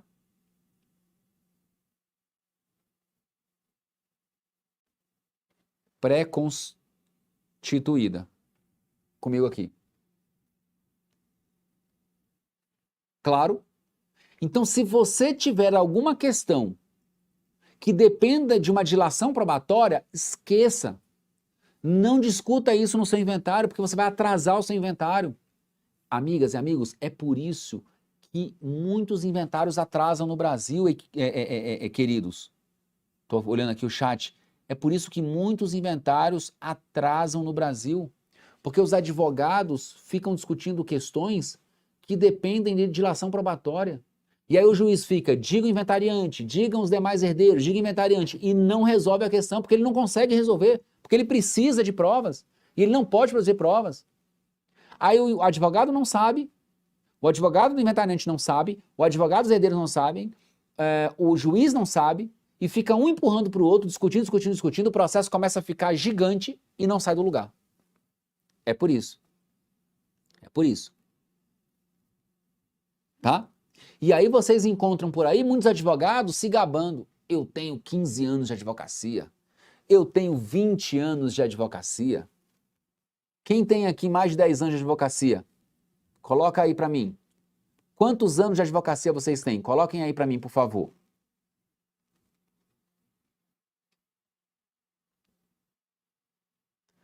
Cadê? Olha lá, 21, 23, 39, 40, 15, 1 ano, 10. Ou seja, nós temos advogados aqui com 1 ano de advocacia, advogados com 40 anos de advocacia. Mas vocês estão trilhando o mesmo caminho. Dominar uma das áreas mais incríveis e rentáveis da advocacia. Agora anotem uma coisa aí. O que diferencia um advogado caro não é o tempo de atuação, é a clareza que ele tem sobre aquilo que ele está fazendo. Então aqui, vocês nem adianta você querer se comparar com outros colegas pelo tempo. Se você tem 1 semana, a colega ali falou que ela tem 1 semana de advocacia, você não vai olhar para o colega que disse que tem 30, 40 anos de advocacia e olhar, esse sabe mais do que eu. Não necessariamente. E você que tem 10, 15, 20, 30, 40 anos de advocacia, não vai olhar para o colega que tem 1 ano, 2, 3 anos e falar, eu sei mais do que ele. Não. E, portanto, eu posso cobrar mais caro. O que diferencia o advogado caro, como eu disse, não é o tempo de atuação, é a clareza que ele tem sobre aquilo que ele está fazendo. Se você tem 1 semana de advocacia, 1 ano, 2, 5 anos de advocacia, e você domina isso aqui que eu estou falando, você vale muito mais do que muitos advogados que têm 30, 40 anos de advocacia e não sabem e não dominam essa área, tá? Então prestem atenção, porque aqui o que vai te diferenciar no mercado é o conhecimento que você tem. E aí, professor, como seria então uma petição de impugnação? Vou pedir para a IAJUR nos ajudar aqui. Por quê? Porque eu quero que vocês entendam como construir uma petição de impugnação. Porque certamente vocês já fizeram vários cursos, ou já viram palestras, assistiram aulas, de alguém falando sobre impugnação, mas nunca viram uma impugnação. Ou muitos aqui têm dificuldade na hora de construir uma impugnação. Impugnação, ela é objetiva. Provas pré-constituídas. Se você precisa de ampla dilação probatória, você vai ajuizar uma ação nas vias ordinárias. Então, olha só, vou pedir aqui para a IA. IA, por favor, IAJUR, elabore uma petição de impugnação às primeiras declarações, considerando os seguintes fatos. João da Silva faleceu e deixou cônjuge meeiro Maria e 3 filhos, Pedro, Silvia e Isabela. Pedro foi nomeado inventariante e prestou as primeiras declarações. A impugnação deve abordar os seguintes pontos. 1.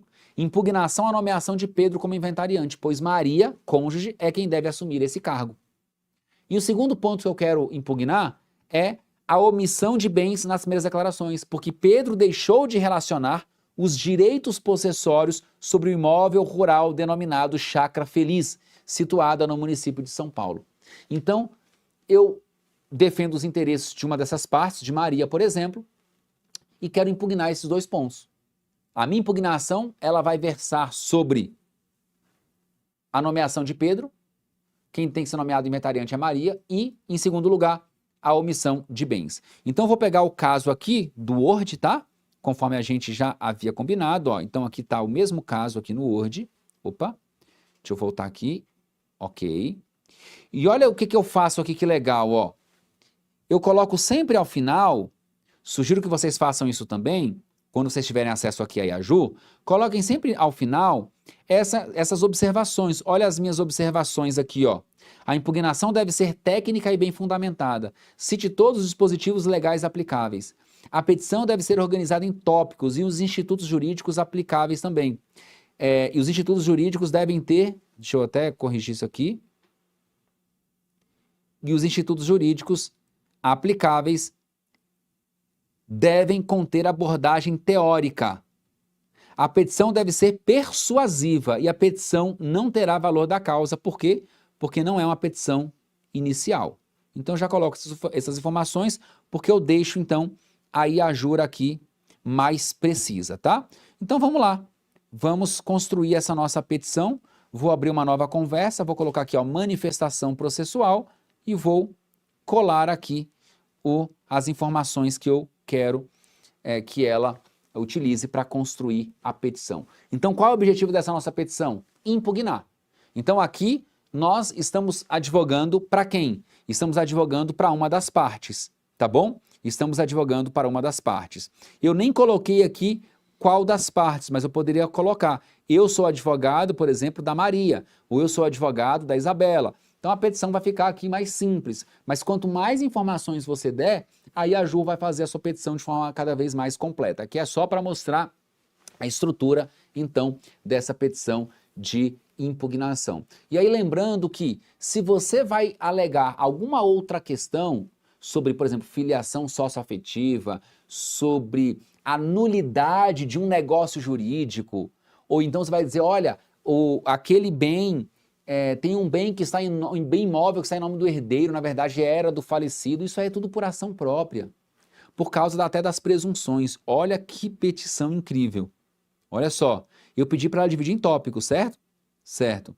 Aqui ele não colocou fulano de tal, vem para o seu advogado, por quê? Porque eu não dei as informações, eu não falei a pessoa que está sendo representada por mim, mas ali colocou endereçamento, tal, até colocou ali impugnante a Maria, mas você vai apresentar ali todas as informações. Vamos para o que interessa. Dos fatos, ela já resumiu os fatos, daí ela já começa aqui, ó, ordem legal de nomeação do inventariante. Citou os dispositivos para falar que Maria deve ser nomeada inventariante. Trata-se de previsão legal destinada a privilegiar a legítima administração do espólio por quem possuía vínculo direto com o de cujos, bem como para garantir o cumprimento dos deveres de transparência e prestação de contas. Olha a abordagem persuasiva. No caso em tela, Maria da Silva, na condição de cônjuge de Meira, faz jus à nomeação como inventariante. E aí ele segue falando. Da obrigação do inventariante de declarar todos os bens, omissão de direitos possessórios. De acordo com o artigo 620 do CPC, compete ao inventariante declarar a relação, etc, etc, etc. Ele traz o dispositivo. No caso, verifica-se grave omissão, pois não foi incluída nas primeiras declarações a integralidade dos direitos possessórios falecidos sobre o imóvel denominado Chácara Feliz. Omissões dessa natureza prejudicam a correta delimitação do monte-mor, interferem nos cálculos de meações e quinhões hereditários, etc.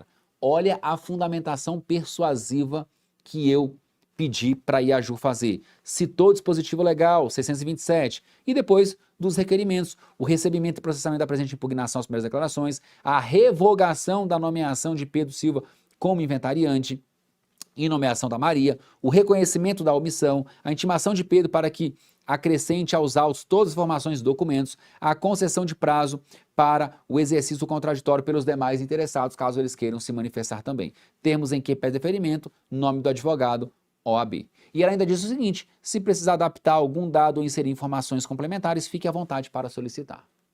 Veja, pessoal, novamente, quantos dias, quantas horas ou quantos dias vocês levariam para fazer uma petição como essa?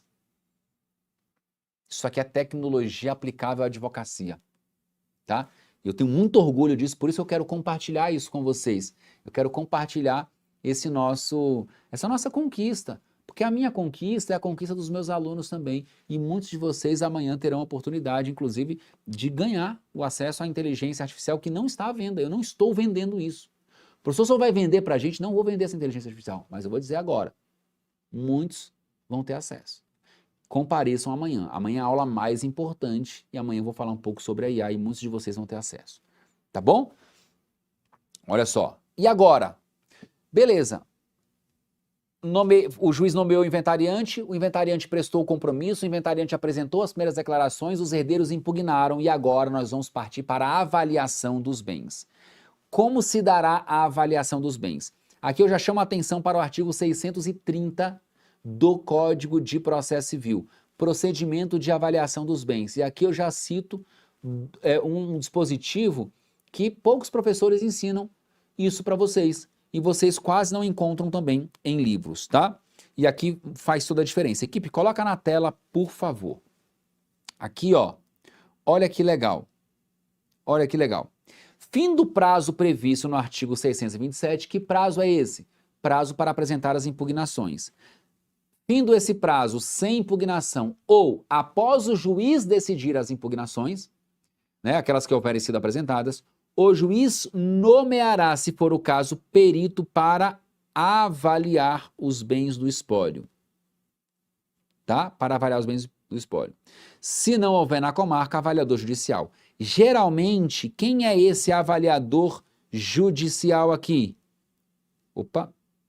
Geralmente, quem é esse avaliador judicial? Uma figura muito conhecida de todos nós. Oficial de justiça. Então, o próprio oficial de justiça pode avaliar, porque o oficial de justiça é avaliador, tá? Na hipótese prevista no artigo 620, parágrafo 1º, o que diz esse dispositivo aqui, ó? Já coloco aqui, ó. Ó. Empresário individual ou sociedade empresária. Nesses casos, o juiz nomeará perito para avaliação das cotas sociais ou apuração de haveres. Então, o juiz aqui vai nomear um perito no caso de empresário individual, lembrando que o empresário individual não é pessoa jurídica, ele tem CNPJ apenas para fins fiscais. Aqui o juiz vai determinar aqui, ó, um balanço patrimonial.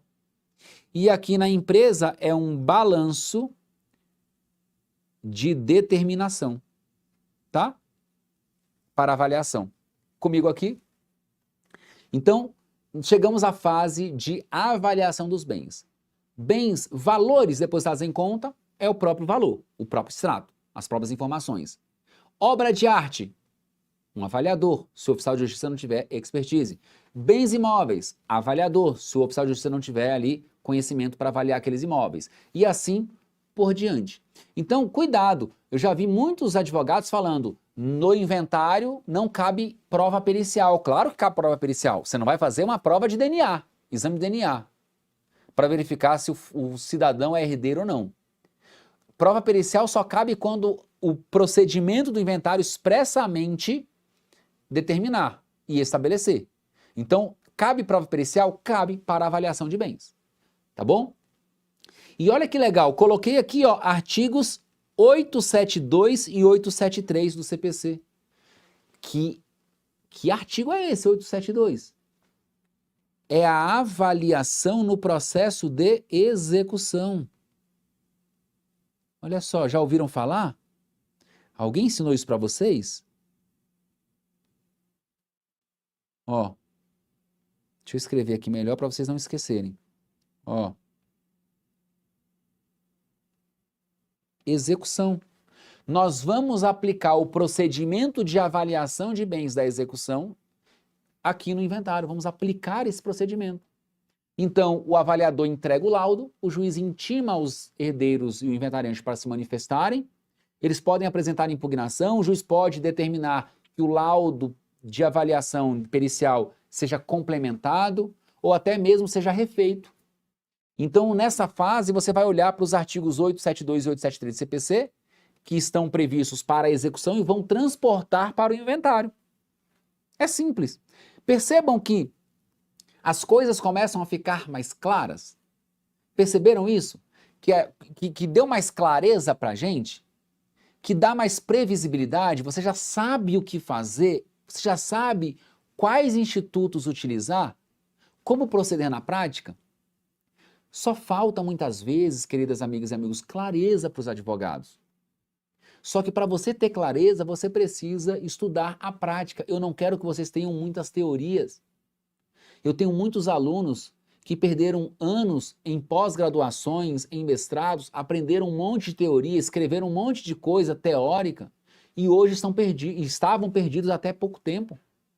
E hoje eles me falam que, professor, aprendi em 3 meses, 3, 4 meses de curso, o que eu não aprendi em 2 anos de uma pós-graduação, o que eu não aprendi em 4 anos de um mestrado. Então é isso, é você ter clareza prática. Clareza prática. Você tem técnica e prática, mas você não perde tempo com teorias que não servem para nada. Tá bom? Vocês não perdem tempo com teorias que não servem para nada. Muito bem, vamos avançar. E aí, vamos falar aqui sobre a avaliação de empresas. Ontem, e olha como é interessante, como a aula de hoje ela é a continuação da aula anterior, porque aqui é um método para você aprender. Aqui eu não solto informações de qualquer jeito. Há um método. Veja que eu não paro de distribuir conteúdo para vocês. E olha que o que eu estou falando é apenas a ponta do iceberg. Imagine o que tem nas profundezas, que ninguém sabe. Por isso que eu falo, alguns advogados demoram anos para descobrir o que eu estou compartilhando com vocês. Outros nunca descobrirão. E olha que aqui é só a ponta do iceberg. Imagine o que tem nas profundezas desse nosso oceano. Aqui, falecido, eu falei na aula de ontem, os bens em nome da empresa do falecido, esses bens vão para o inventário? E qual foi a resposta? Não. Vão para o inventário as cotas do falecido. O falecido tem cotas na empresa, então eu tenho que avaliar essas cotas. Tá? O artigo 620, parágrafo 1º, ele fala sobre essa avaliação.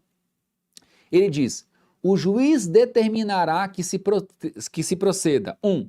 Ao balanço do estabelecimento, se o autor da herança era empresário individual, lembrando, empresário individual não é empresa, tem CNPJ para fins meramente fiscais, tributários, mas não se trata de sociedade, tá? Então, é uma pessoa, vamos imaginar, o sujeito tem uma barraca de cachorro-quente, ele é um microempresário individual, certo? Certo. Ele morreu. Veja, ele é um microempresário individual, mas tem um colaborador que faz o cachorro-quente com ele. Ele tem na casa dele um depósito com as mercadorias. Ele tem ali pães estocados para uma semana. Ele tem molho de tomate estocado para uma semana. Milho, tomate, mussarela, ketchup, maionese, guardanapo, copo descartável. Ele tem Coca-Cola, ele tem água mineral, ele tem cerveja. Ele é um microempresário individual. Ele poderia ser uma sociedade de empresário? Poderia, mas ele foi ali apenas para poder comprar mercadorias mais baratas, etc. Ele é um microempresário individual. Eu vou queimar essa mercadoria dele? Não. Isso ninguém ensinou para vocês. Se ninguém ensina, isso é só prática. Você vai abrir o inventário e já vai pedir para o juiz, para o inventariante, já administrar a venda desses materiais, então você já relaciona a mercadoria tudo, e juiz, bens perecíveis, há um colaborador, ele é remunerado por diária ou por mês, vamos pagar, ou seja, você vai fazer a gestão disso até esgotar aquela mercadoria. Você pode requerer ao juiz que o juiz antecipe ali a entrega, ou pelo menos os frutos daquela atividade para um herdeiro. O juiz, esse herdeiro quer ficar com a barraca do cachorro-quente, quer ficar com o nome do cachorro-quente, porque é um nome famoso na cidade. Antecipa isso para aquele herdeiro poder administrar, ou então o próprio espólio vai administrar e vai gerar recursos para os herdeiros para antecipar. Então, você pode fazer isso. Segunda possibilidade é você simplesmente, imagine um outro tipo de empresário, microempresário individual. Nesse caso, ele trabalha com alimentos. O ideal é, faz os cachorro-quentes e vamos vender, para gerar receita para o espólio. Agora imagine que aquele empresário individual, ele vende roupa íntima. Calcinha, sutiã, cueca, sex shopping. Ele tem lá roupas íntimas, tal. E era um microempresário individual, ele vendia nas casas. Você vai relacionar, você tem a mercadoria, você tem um valor. Então, o oficial de justiça ou outro perito vai fazer o quê? O balanço do estabelecimento para entender o patrimônio que ele deixou, que está vinculado àquela atividade. Àquela atividade. Legal? E aí você pode, olha, tem esse patrimônio, vale tanto. E aí o ideal é requerer ao juiz a venda, a autorização para vender. Porque daí você transforma aqueles bens em dinheiro e deixa depositado no inventário. E se for cotas de uma sociedade empresária, inciso 2 do parágrafo 1º, a apuração de haveres. A forma de apuração de haveres se dará por balanço de determinação, que é uma forma contábil, tá? Aí o contador, um perito contábil, vai poder fazer esse balanço de determinação, que tem critérios contábeis próprios para se chegar ao valor daquelas cotas. Beleza? Aí a pergunta que nunca se cala, nunca quer calar. A pergunta é, afinal de contas, essa apuração de haveres, ela ocorrerá nos autos do inventário? Nos autos do inventário? Olha, empresário individual, sim. Você vai fazer o balanço do estabelecimento ali, o juiz nomeia um perito e ele faz. E sociedade empresária? Sociedade empresária também. Então aqui, ó, no inventário, mas aqui eu vou dar uma dica de ouro para vocês, tá? Ó, regra geral, inventário.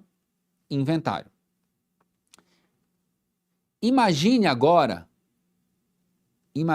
o seguinte, uma empresa que tem pouco valor, tem mais dívidas do que ativo.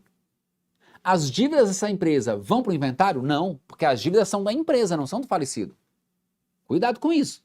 Já vi advogado levando dívida de empresa do falecido para o inventário, não vão. A não ser que ele seja responsável solidário e esteja sendo demandado, por exemplo. Fora isso, elas não vão.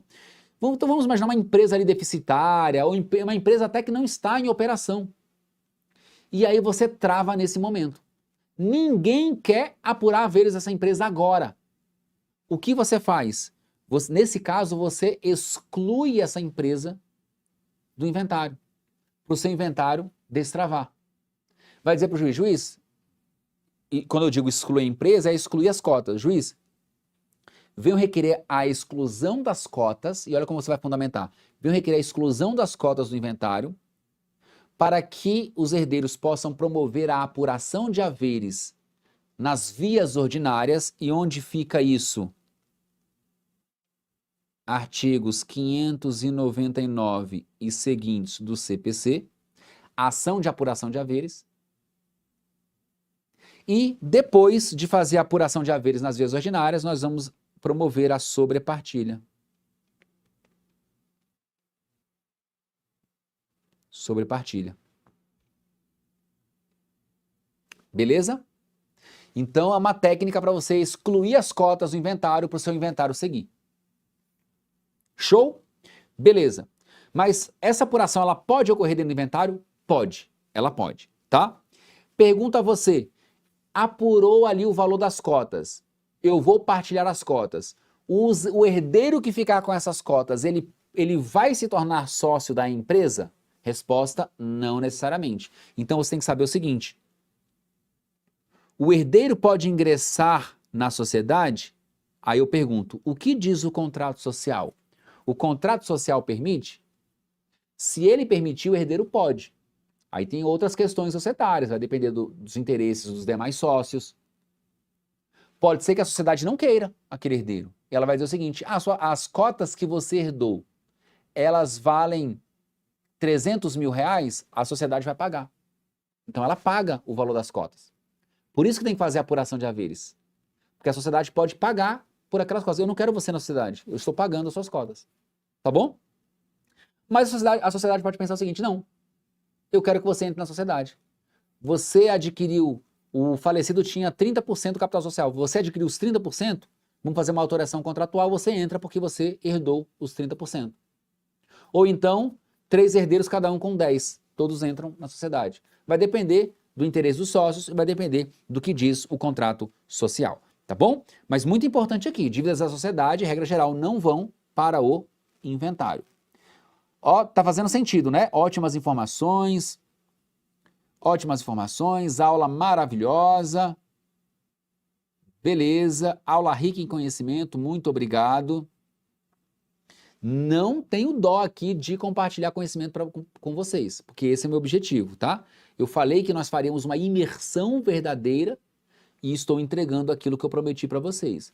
Infelizmente, eu sei que muitas pessoas, há muitas pessoas que convidam para um evento, para um curso gratuito e só ficam contando história e não entregam conteúdo. O meu objetivo aqui é completamente diferente, é entregar conteúdo.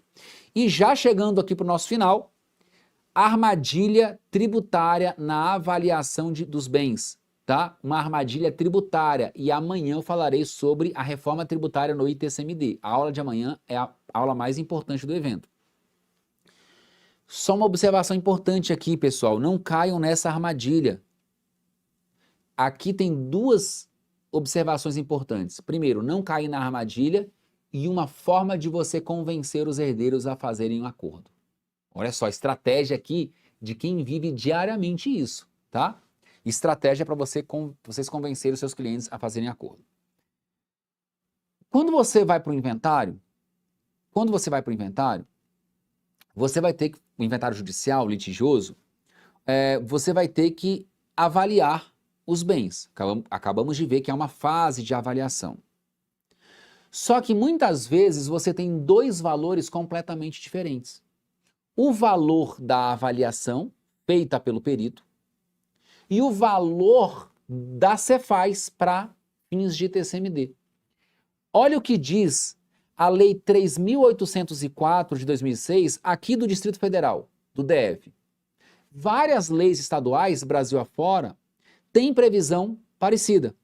Olha o que diz aqui o artigo 7º. A base de cálculo do imposto do ITCMD é, nas transmissões causa-mortes, o valor do patrimônio transmitido, assim entendido, a soma do valor dos títulos e dos créditos, acrescida do valor venal dos bens móveis, imóveis e direitos a eles relativos deixados, deduzidas as dívidas contraídas pelo decujus. A lei do ITCMD do DF prevê o abatimento das dívidas. Parágrafo 4º, que é o que nos interessa aqui na aula de hoje. Parágrafo 4º. Para efeito de cálculo do imposto, prevalecerá o valor declarado pelo sujeito passivo. Quem é o sujeito passivo da obrigação tributária?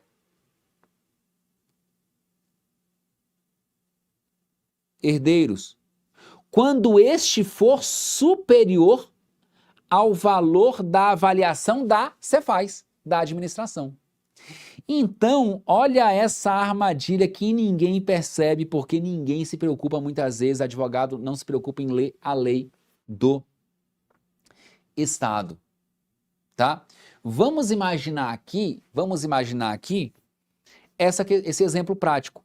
Você está no inventário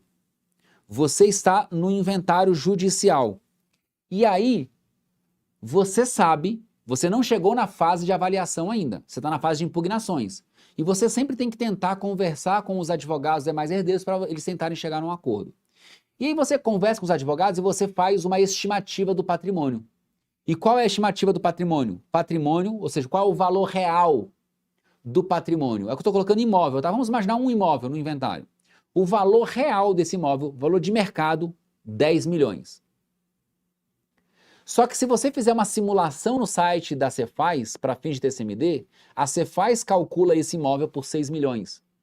Tudo depende, obviamente, do Estado. Se você segue para a avaliação dos bens, o que significa dizer? Que se você considerar o valor, vamos considerar aqui uma alíquota do ITCMD de 5%, a alíquota de 5%, 10 milhões é igual a quê? 500 mil reais de ITCMD. Só de ITCMD nesse inventário, 10 milhões, tá? 500 mil. Só que se você pagar com base no que a Cefaz declara, eu tenho aqui a Cefaz, o valor venal para fins de TCMD aqui da Cefaz, nesse meu exemplo, é de 6 milhões. Então, se o valor é de 6 milhões, eu estou falando o quê? De uma alíquota de 5%, eu tenho aqui, ó, 300 mil reais de ITCMD. Então, você chega para os herdeiros e você vai dizer o seguinte: não vamos avaliar no inventário judicial, porque provavelmente eles vão pagar um imposto muito maior. A Cefaz não considera esse valor real para fins de TCMD. O valor da administração é menor. E se nós fizermos a avaliação judicial, a Cefaz vai descobrir, porque a Fazenda Pública está habilitada no processo, e ela não vai querer mais o valor que ela administrativamente considerava até então para fins de TCMD. Ela vai dizer: os bens foram avaliados no inventário, então eu quero 500 mil reais. E aí você consegue muitas vezes construir um acordo para dizer: olha, só nessa brincadeira nós estamos economizando 200 mil reais de TCMD nesse inventário. Olha a economia, já pagou os honorários. Alguém aqui quer ganhar duzentinhos em um acordo como esse? 200 mil reais de honorários? Amém? Vão ganhar ou não? O próximo inventário de vocês vai ser de 200 mil reais no mínimo. Estou profetizando aqui. Porque a palavra tem poder. E eu quero que os próximos inventários sejam de 50, 100, 200 mil reais. Então, eu estou mostrando o quê? Uma estratégia. Porque se você partir para avaliação judicial, praticamente você define o valor ali da base de cálculo para fins de TCMD. Então, preste muita atenção, converse muito com o cliente e com os demais herdeiros e tente uma negociação, um acordo para eventualmente até suspender nesse momento o inventário judicial, para você levar para o extra e depois você volta e desiste do inventário judicial, gerando uma economia substancial aqui para os clientes, tá bom? E por fim, após as avaliações, os herdeiros vão apresentar eventuais impugnações, o juiz vai decidir as impugnações, então o juiz determina a apresentação das últimas declarações. Professor, como fazer as últimas declarações? Aqui uma dica prática direta, tá? Objetiva para vocês, sem rodeios. As últimas declarações, se você for ler o Código de Processo Civil, olha o que ele diz. Aceito o laudo, resolvidas as impugnações suscitadas a seu respeito, lavrar-se-á em seguida o termo de últimas declarações, no qual o inventariante poderá emendar, aditar ou completar as primeiras. Então, estratégia processual. Aliás, estratégias processuais aqui para as últimas declarações, para a gente fechar com chave de ouro, né? Fechar com chave de ouro. Não apresente remendo. Não remende as primeiras declarações. Entenda, as últimas declarações são basicamente as primeiras declarações atualizadas. Então, faça uma petição completa. Só que ao invés de você chamar de primeiras declarações atualizadas, você vai chamar de últimas declarações. É o estado final do espólio.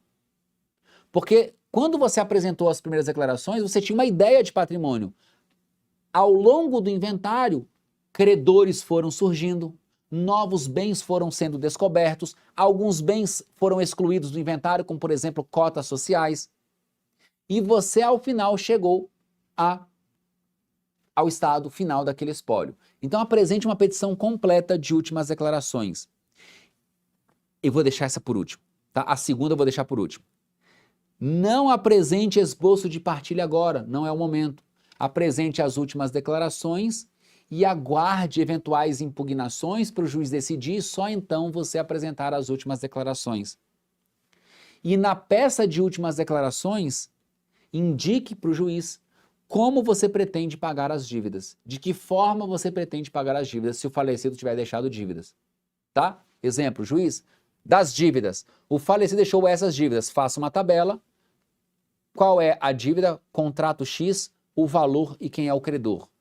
Qual a natureza da dívida, a sua origem e o valor, quem é o credor e o seu valor.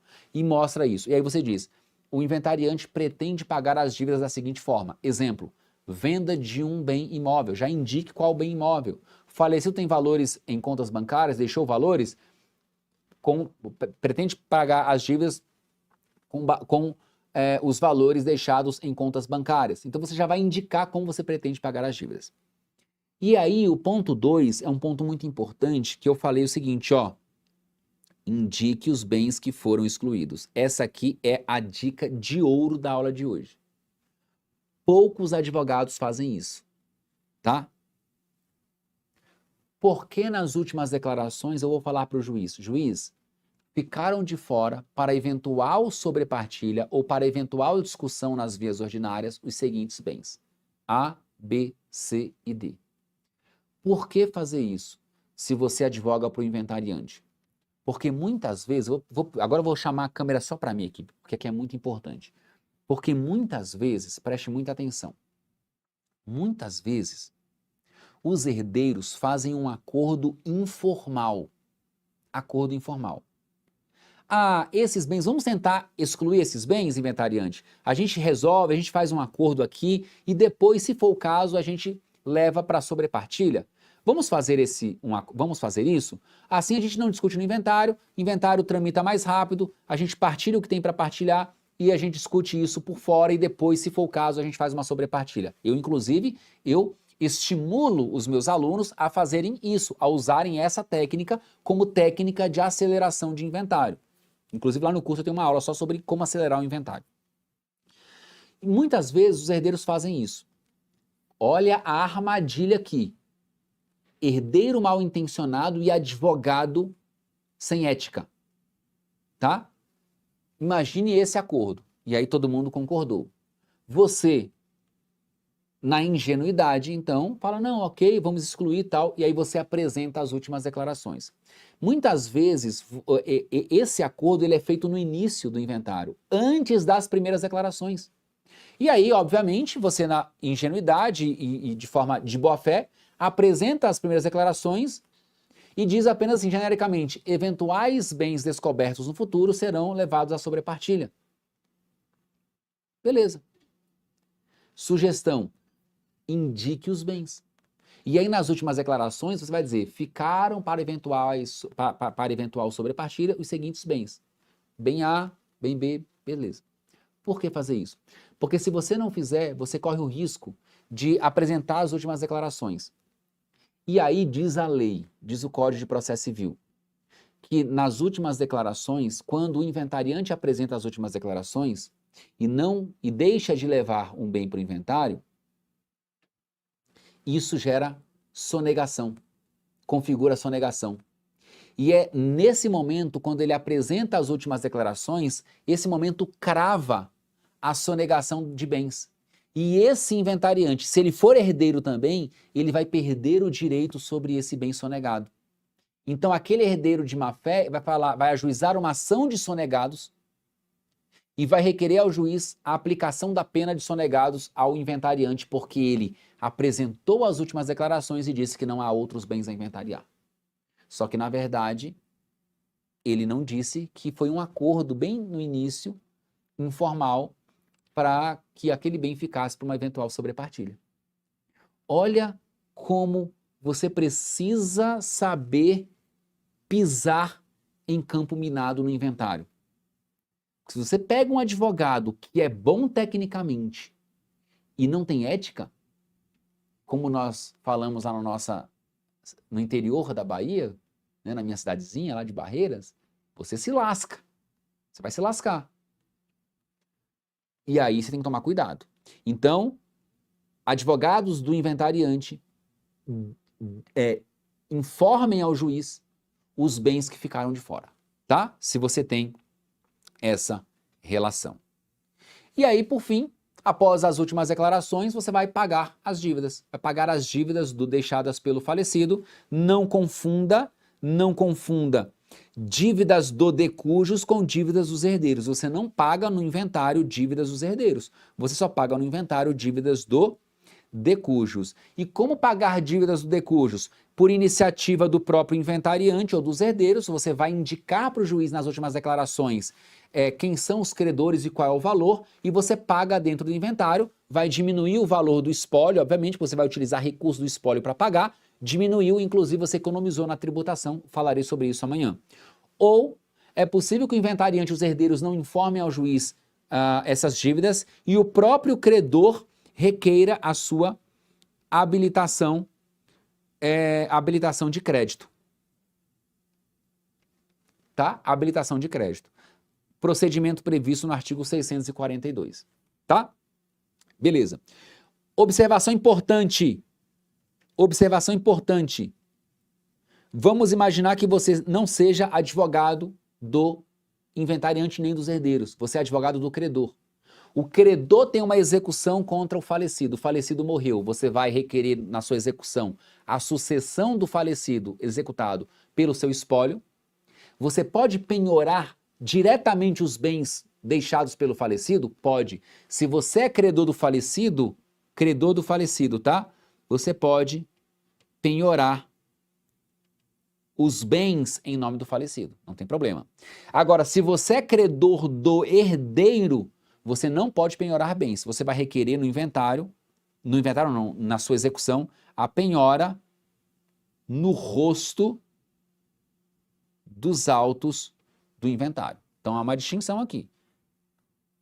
Dívidas do falecido você pode pagar dentro do inventário, por iniciativa do inventariante ou dos herdeiros ou por habilitação de crédito do credor, sem prejuízo de o próprio credor na execução requerer a penhora dos próprios bens. Se a dívida é do herdeiro, aí lá na execução você vai requerer a penhora no rosto dos autos. Para penhorar o quê? O quinhão daquele herdeiro. Esse é o objetivo. Tá? E depois que você efetuar o pagamento das dívidas, o que você vai fazer? Você vai calcular o ITCMD, apresentar o plano de partilha, pagar o ITCMD e vai obter a homologação judicial. Mas tudo isso aqui, eu falei que esse é o maior evento aberto à advocacia sobre inventários na prática do Brasil. Quem acreditou, se inscreveu e veio. Quem não acreditou, perdeu a maior oportunidade da vida. Isso aqui fica para a aula de amanhã, é o conteúdo da aula de amanhã, tá? E aqui nós vamos falar amanhã sobre a reforma tributária.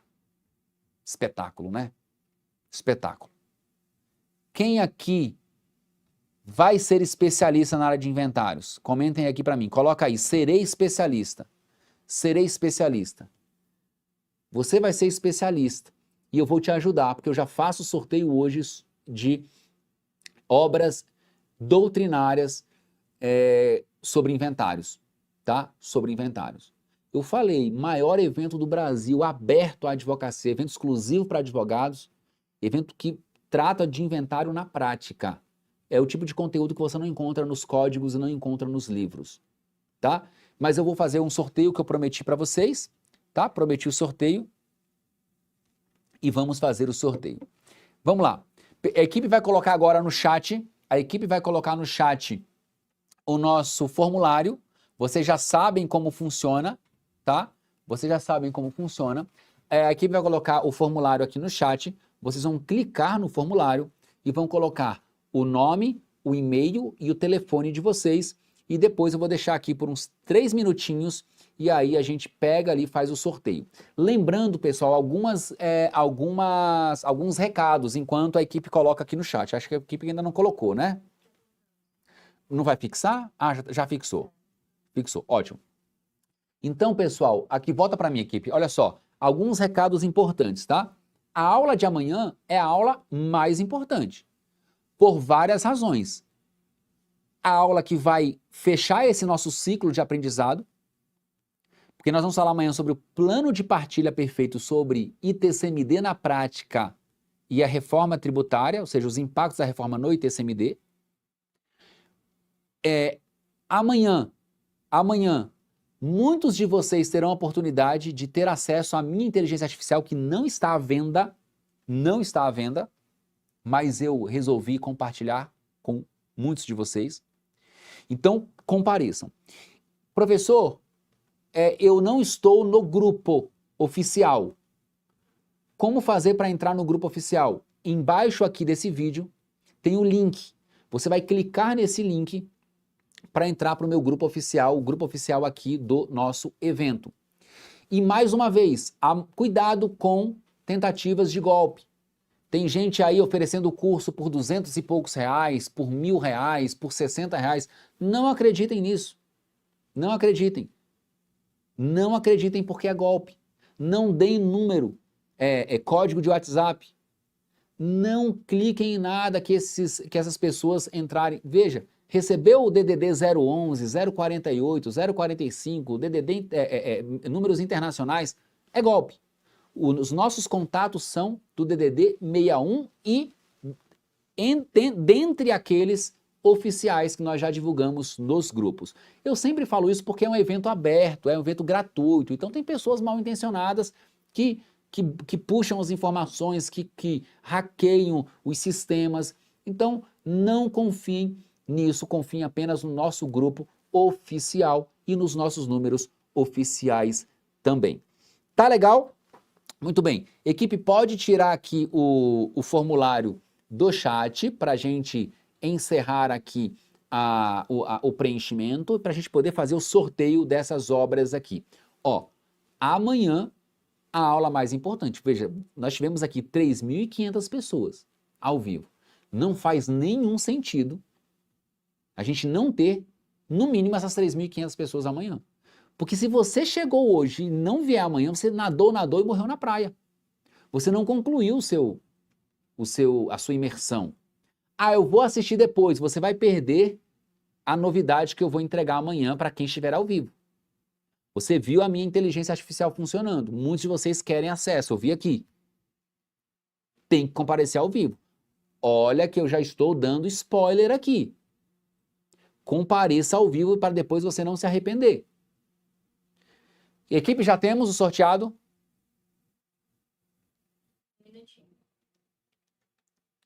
Vamos ver quem vai ganhar. O último recado. Ó, o último post que eu fiz. Todo mundo comentando lá e convidando os amigos. Eu sempre peço isso ao final. Essa é a contraprestação de vocês, tá? Essa é a contraprestação de vocês aqui da nossa imersão. Acabei de postar lá no meu Instagram, né? Fiz um post lá falando sobre a aula, até do lado ali do Flipchart, ao lado do Flipchart ali, com a foto da imersão.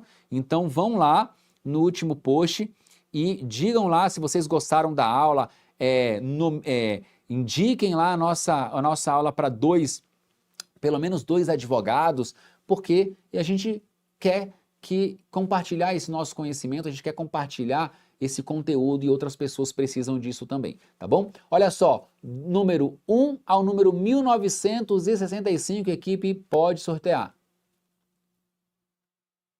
1595, esse é o número sorteado. Vamos ver qual é o número sorteado, quem é a pessoa vencedora, quem venceu, quem ganhou aqui as nossas obras jurídicas de inventários. Ó, estou aqui com o meu Instagram aqui na mão, estou com o Instagram aqui, estou acompanhando para ver se vocês vão... galera, vou falar aqui, ó, o nome de cada um. Dr. Daniels, parabéns, meu amigo, obrigado por indicar. A querida MS Maiara, a Sheila, Lacheski. Ivan, quem mais indicou aqui para os colegas? Cadê? Quem mais aqui está comentando e indicando? Todo mundo lá no meu último post indicando para os colegas. E já temos o vencedor, a vencedora, Rodolfo Trilha. Rodolfo Trilha. Cadê o Rodolfo? Tá aí? Rodolfo foi o ganhador das obras de direito sucessório. Rodolfo, se você estiver ao vivo, grita aí eu. E as demais pessoas, os demais colegas, vamos aqui parabenizar o Rodolfo. Vamos parabenizar o Rodolfo por ter vencido. Olha que legal aqui, ó. A Kathleen, foi Kathleen que parabenizou? A Cerci. A Cerci parabenizou o Rodolfo. Tá aqui, ó. Rodolfo Trilha. Cominos. Rodolfo Trilha ganhou. Parabéns, Rodolfo. Você vai entrar em contato com a nossa equipe, né? É lá pelo direct no @direito processual aplicado. Todo mundo aí dando os parabéns para o Rodolfo. Parabéns, Rodolfo. Era para você estar na aula de hoje, era para você ter feito a sua inscrição, ter se inscrito no curso, na imersão, porque era para você ganhar. E essas obras vão chegar ao seu escritório ou à sua casa, tá bom, querido? Parabéns, espero todos vocês amanhã às 20 horas para a aula mais importante do nosso evento Imersão Inventários na Prática. Infelizmente amanhã é o último dia, já estou com saudades antecipadas aqui, mas espero todos vocês amanhã. Um beijo, fiquem com Deus e até amanhã.